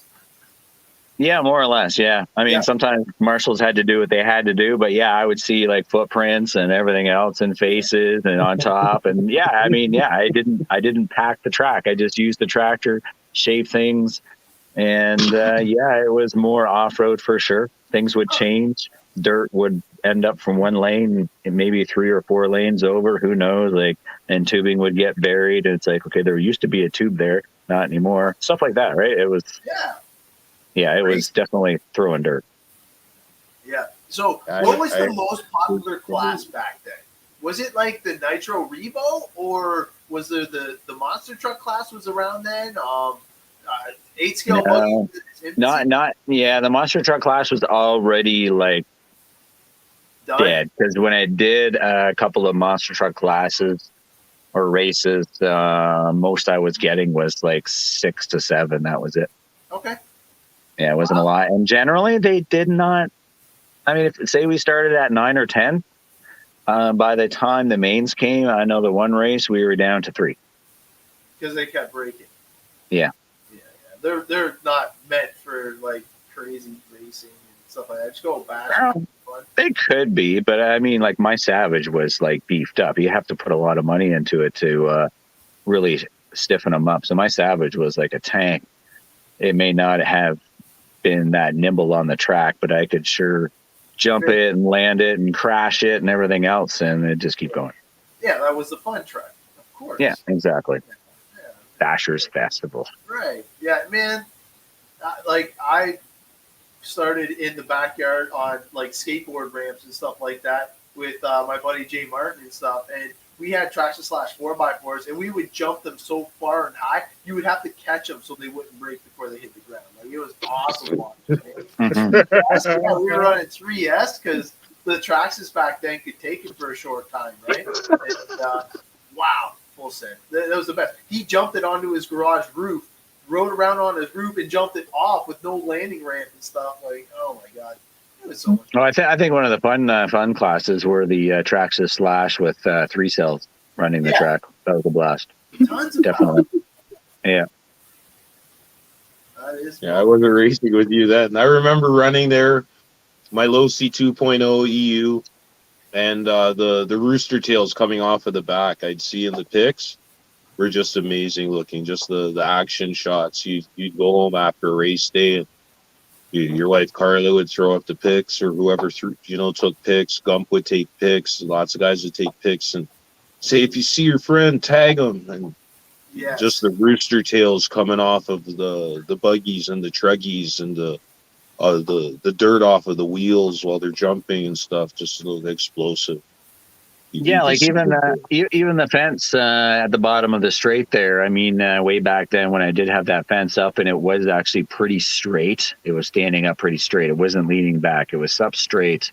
By the time a race day was over, there was so much dirt thrown up against the fence. The fence became like the Daytona coming down the straight. Guys were nailing the dirt area that was on the fence and just like a rocket ship, just bouncing off it into the next feature. Wow. Yeah, it was cool. Wow. I've had some full send moments coming down that straight, knowing I'm like, holy shit, I should have slowed way more down. And just full send, riding across the trees. Sometimes you get lucky and can pull it back down, but I definitely probably didn't have 100% control of my car at that point. Yeah, I like chilling out in that one gapped out area there and watching all the vehicles come through there. You know, whatever path it is. They're all saying bring 80s grip back. But you know, it doesn't matter if it's buggy or truggy short course. I like just sitting in that spot watching them all shoot down the straight after the straight through Daytona. Yeah. I mean, I know the talk of bringing old school racing back. I mean, it's there, but I think majority of the guys, when they realize, and I'm not saying that what I have for a surface now is the best surface. I'm not even going to say that. It's not really what I want either, but as a track owner, it is nicer and easier to maintain. On the other side of things, going back to the old school racing surface, if it rains, it's mudfest. It's mudfest. And I'm not saying, I'm not saying because of clay, but just remembering what the surface was back then. Uh-oh. You lose him? Am I free? No, I'm not frozen. No, it's him. It's just John. Wave if you're still alive. There he is. Is it me? Are you frozen? Are you frozen? No, you're good, John. I'm back. Yeah, you are back. Okay. Yeah, can you still hear me? Yeah. Okay. Okay. Yeah. But that's what my concern is, just because dealing with such a big race event, I really don't need the delays of the old school surface. It'd be different if it was different when it was a very sandy track. It would rain in like 20 minutes. We could just go back out on it because the rain would just go into the dirt and disappear. It was very sandy. The downfall of that was it was hard on bearings, hard on engines. Yeah, because the RPM would have to be higher because you get a lot more wheel speed with the sand. Yeah, you're getting wheel spin and just the grit from the sand particles themselves managing to find its way into a motor to destroy a motor. But hard on the bearings for sure. Sucked into the filters everywhere. Hey, Lorenzo was asking, is it going to be linseed oil again this year?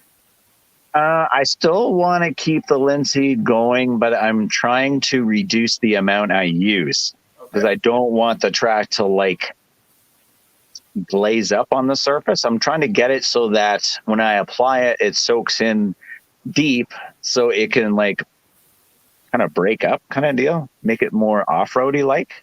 Right. I think is kind of what I'm going for. I'm trying to think of something else. There was mention possibly going back to magnesium as well. Magnesium is amazing. Yep, I can attest for that, man. It's the only thing is it's a bit more corrosive. It's hard on the car. But maybe the combination of linseed oil and magnesium might be an interesting idea. I don't know, but I think just letting everybody know that if I use magnesium just to try it again to see what it's like, just let everybody know ahead of time so that they know to spray their cars and clean their cars after a race day.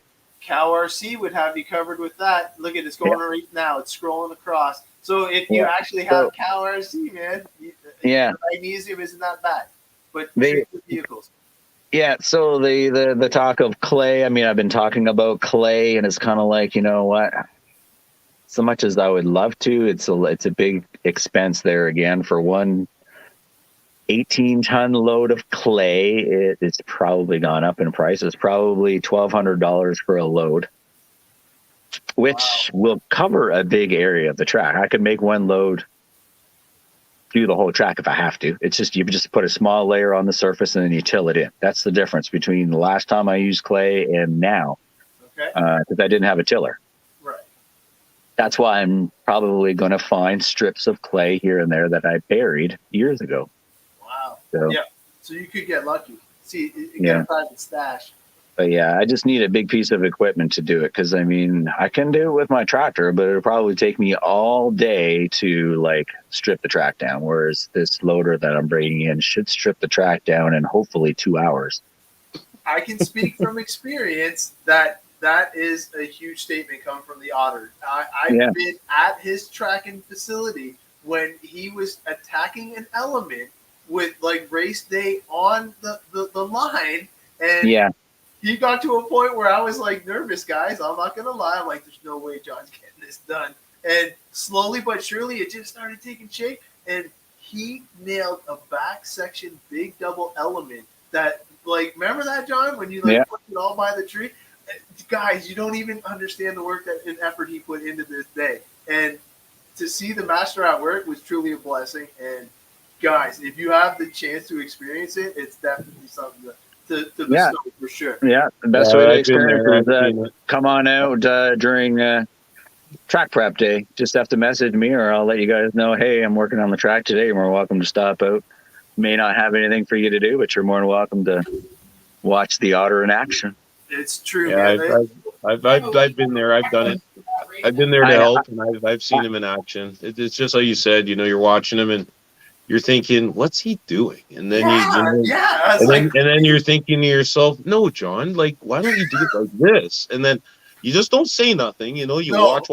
watch, and when you're done, when you're done seeing what he's doing, yeah, you're like, "Okay, blown away. I see what's up." Yeah, you're Yeah. blown away. Yeah, Didn't even he see has a how vision. where the pipe was going to get laid. I was like, John, like, I don't know. The way We're just the gonna way right John up is with tracks is the way Jordan is with snowmobiles. They can see something in their head that's a vision, right? That's the way you could only describe it to somebody else. But they see something in their head that they see so vivid, they make it materialize and seen in front of whoever they want to see it. And to take an idea in mind and thought and make it matter is absolutely brilliant. Yeah. I think that is genius. What John does with his track, what Jordan does with the snowmobiles, just the way inventors create and innovate, it has to be respected. It's amazing when they could take an idea and make it matter. It's like, and I don't mean matter like it matters or doesn't matter. I mean like substance, like something that you can now see or touch. It's amazing for something like that to happen because it's just an idea. You know, it could be mentioned, it could be said, it could be drawn, but to make it physical matter, like that's amazing. Yeah, I know the first project on the list to do is pull up the stakes and get the tubing off the track. So that'll be the first thing that'll happen. Hopefully in March, maybe mid-March, whenever we start getting some warm weather, some warm rain and whatnot. I don't want to burst anybody's snowmobiling weather, but I sold my sled today, so 3 weeks. winter can go away now. Yeah. 2-3 weeks it'll be warm. Yeah. 2 or 3 weeks we'll all be signing up. Guys will be PMing you. Hey John, let me in. John, let me in. 2-3 weeks we'll all be racing. That's it. Yeah, getting back to Matt's comment about liking the race surface, that's kind of one of the other things why I'm trying not to stray away from the existing surface. I want it to be like hard pack where you guys aren't having to change your tires completely. So I want to keep it where it's the same. Like I'd like to stick with gridirons or buckshots or the VP Pro tires. What are they called again? The ones that you guys like using? I like the turbo tracks myself. Yeah, there's turbo track. What is it? Strikers as well? Are they okay too? I can't remember the names. Are what I ran on short course. Really yeah. good. But there's another one. What's the other one? There's another one on buggy that my son liked.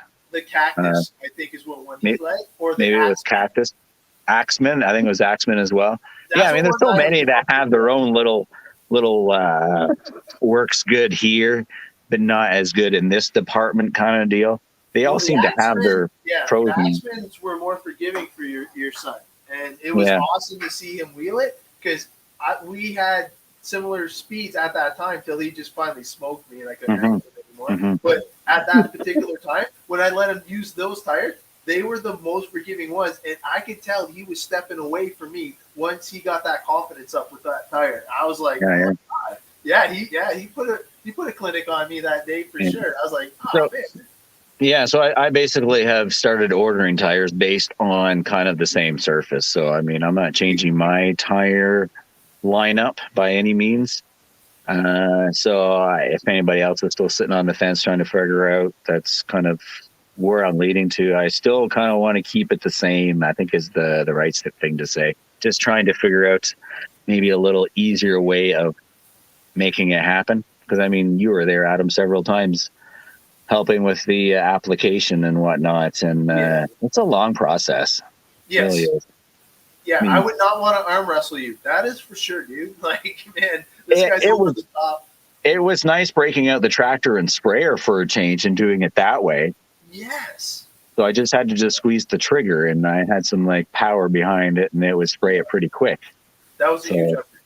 That was definitely a nice change. Helped me that way. But yeah, just trying to figure out a different way of applying it to make it work. So just work better. Just work it better. And the other thing too is I don't want to overload the surface because I don't want to turn into what happened to Bago. Bago's surface is loaded with linseed oil, like loaded, like saturated is the right word. So I could see that the last time I was racing there. It's like, ooh, this is like heavily loaded. Yeah, sure, the grip was awesome, but you could also see it was almost like Lego blocks on the racetrack, like just chunks of section that were just like perfectly like broken up into like Lego blocks. It was weird. It was a weird thing to see. Yeah, the grip there was really good, except for when it heated up. When it heated up, it got a little slick. Oh, it did. It was unbelievable. It got so hot and humid that the traction went away. It was crazy, but I believe it was because that glazing that you were talking about. Yeah. Well, I think it rained too, didn't it? It rained a little bit, and then the humidity came in. So having that moisture did not help at all. Because it kind of was hard to get through the track. It was also 9 million degrees. It was 9 million. It was, I think we all suffered a little bit of heat exhaustion for sure. Yeah. Some of us more than others. Yeah, I was. Yeah, more than others for sure. Yeah. I was way too hot that weekend. Anyway, I gotta let you guys go. I got some company I gotta go back into, so I'll break chatting with y'all. I do have a drink, but I just don't have it on me to say cheers with my drink. So, all right, man. We'll catch up with you.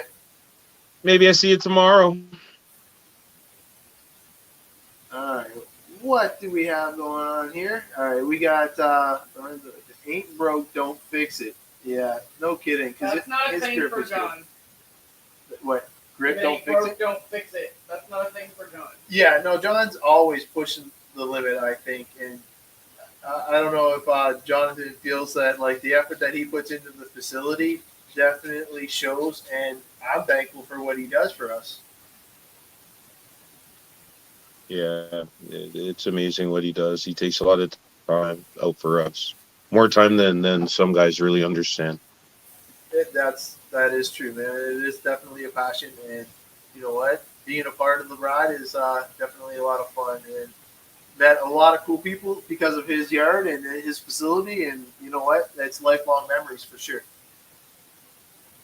So then, if you really want to do stuff right, what you should do is have a quick engine mount inside of your TLR nitro truck, right?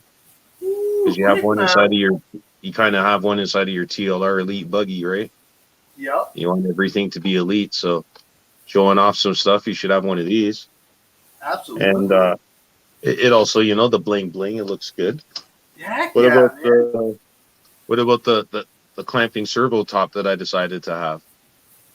Hey, just to make that sure is this the stuff one. stays consistent. If it felt good last time, it should feel good the next time, right? You want to be dialed.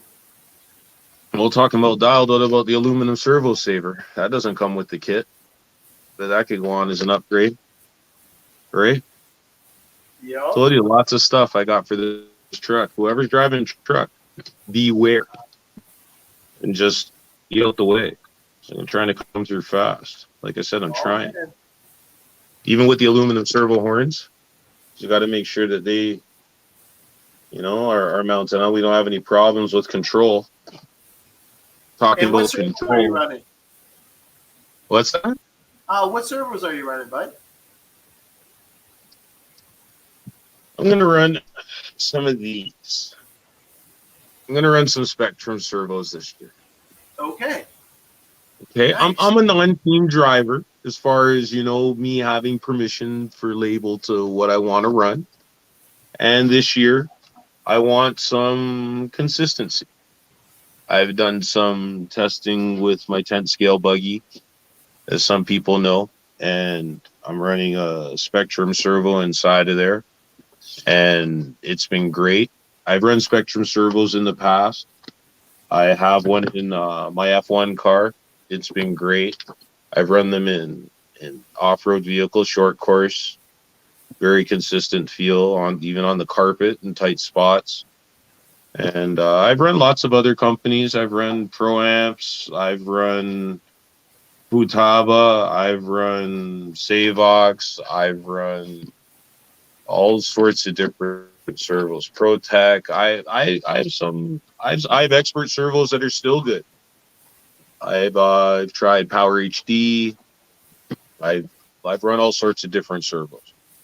I've decided to go with the Spectrum servos based on the consistency for performance and as well the look.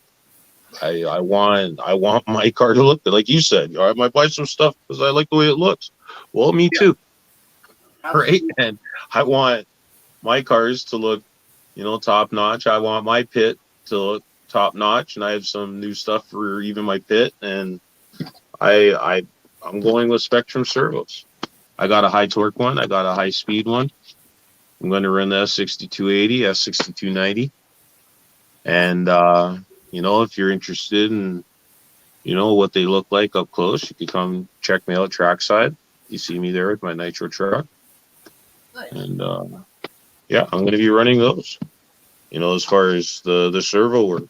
And because like I said, I'm trying to make my TLR truck, my TLR cars, get built and hooked up proper, like the way that they're supposed to be run, even by the pros. I've figured out that there was a special size battery that goes inside of the compartment that fills the complete void and sets it up so nothing's even rattling around in there. Balance is set up to be perfect, so you get a good predictable drive out of the machine, not having not enough weight there, or having a bigger battery there, and let's say you can't cover it down and you just mock up something to use. And I even gone as far as making sure I got the correct size receiver pack. And That's the most important right there, man. I want to touch on that because if you don't have a good size receiver pack in your receiver box, you could have issues for sure. Yeah. Yeah, because like you could have that weight shift on you in the middle of an event on impact or something wonky going on with your vehicle. So if you want to have the best tuning and have it maintained, make sure that battery doesn't shift in the chassis at all. Because the weight where you put it when you initially start testing is where you want it to stay, lap after lap. you want your vehicle to maintain its consistency in its setup in all aspects possible. You don't want stuff shifting around inside of a box. You could even hurt the unit itself. A wire could break. It could Yes. arc and spark. The plug-in could disconnect and your vehicle just shut off. 100%. If your vehicle shuts off and the carburetor is in the open position, motion's not going to shut off, but energy will. So now you lose control. Runaway situations could be dangerous. Yeah. It could be costly on the person who's having the fault, and then dangerous for marshals and people trackside spectating and stuff. It could be Yeah, that's mayhem in a why second. almost all radios have a failsafe. And you know what? Before the season starts, I think I'm going to review how the failsafe works just to help out the peeps, because I think it's worth talking about. And another thing that we're going to talk about too before racing starts is proper marshaling etiquette, and basically just trying to help people out and just to have respect for your fellow racers and marshal as you would like marshal yourself. Some guys don't know how to grab a car. based on the True that. fact that they don't even know how the car's put together and they don't want to wreck the man's car or the girl's car, right? Like, let's say it's Monty's wife. But anyway, what I'm saying is, you're driving touring car, you know, your car needs to be marshaled. Somebody, you know, runs over and they see the underside of the chassis, they grab the car and they flip it over, you're gone. Now, you know, you keep driving and you experience a body tuck. You drive over to someone, do they know what to do? No. You're right. Marshaling etiquette sometimes is needed to be known. Yes. You know, and then sometimes people, they're, like I said, they're afraid of breaking the car, so they don't want to pick it up by the body, but then they don't want to pick it up by the wheel because they saw it moving, and they don't. A lot of different things. No, it's little tips like that we take for granted that we have to like level people up for sure. Yeah. Yeah. I had an idea. I had an idea once. I thought, how could we enlarge in the community? Like, how could we really enlarge in the RC community and make more people come out and race? Interesting. Yeah. Right? And everybody always talks about it, even I the hear pros, that. Yeah. even the big heads, right? Like people in the manufacturing industry and stuff like that. And I have an idea. My whole concept is, you know, whatever you want, give it away. So the whole thing is this. Anybody who knows me knows I have more than one kit. They already know I have more than one radio. And I see it like this. It doesn't matter if you have 2 kits or if you have 22 kits. You could only drive one kit at a time, right? And it doesn't matter if you have 2 radios or if you have 52 radios. You could only hold one radio at a time, right?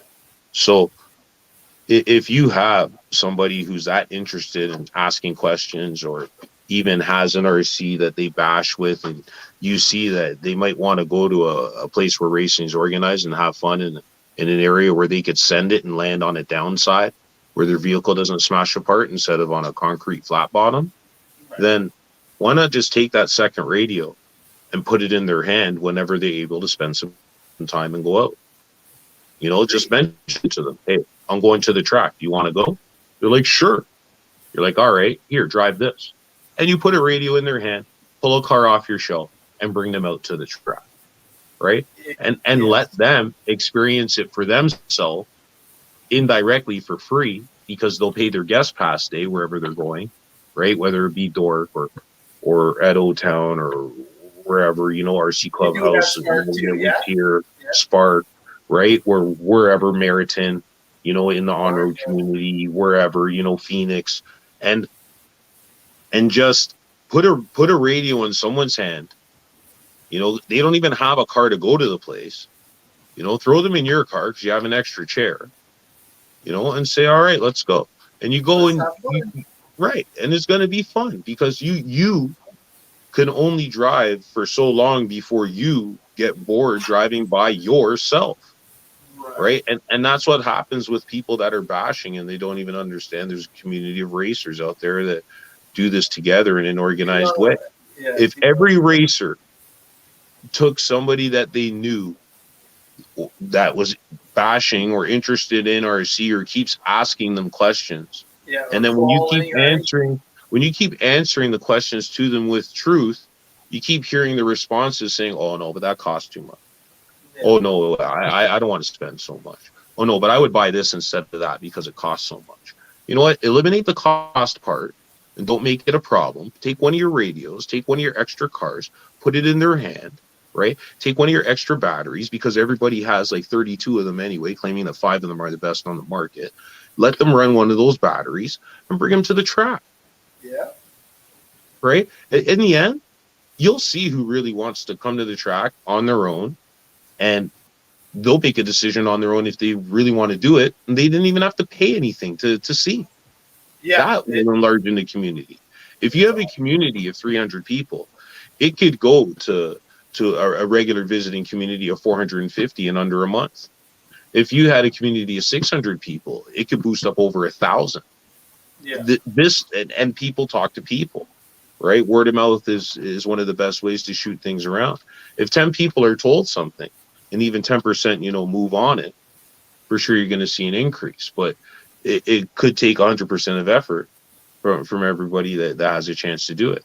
And I've done it tons of times. Oh, me too. I've taken people to Extreme. I've taken people to O Town. Yeah. I've taken people to Phoenix. When I used to go to Dork, I used to bring people with me out there to Dork, and it's a thing where they just didn't know, and now they know. Now Right. they want to get involved, Yeah. and they bring people that they know too, and the community expands. Yeah. You know, it's an amazing thing, but it's just one simple thing from a racer to do that a lot of racers don't do. A lot of racers won't take a radio that they're never using and never have a plan on using, and just put it in someone's hand. That's great advice, man. And like honestly, I've had some great experiences doing it, and you know what? Some of the people have actually got into it hardcore now because of that. And you know what? Seeing them getting better and better and better at doing it, it is awesome to see. And you know what? Just to be, you know, a little push in the right direction, I think is going to be a huge benefit because the more people that do it, the better it is for everybody. Right. But hey, man, I have to cut you loose because I just got the wink from the wifey, and I have to do some family fun stuff in the morning and later tonight. So I am going to cut you loose, bud, and hopefully you can join us next time. Maybe if I got time. All right, man. You have a good night, and I will see you guys later. All right, man. I appreciate you guys chiming in, and you know what? You guys made the night go by super fast. I went on a little bit longer than we anticipated. Thank you, Jonathan. Thank you, John, for calling in and throwing your 2 cents in. Found out a whole bunch of hop outs for Jonathan Struggy, and we got some insider knowledge on the O-Town train news. So hopefully we will see you guys next time.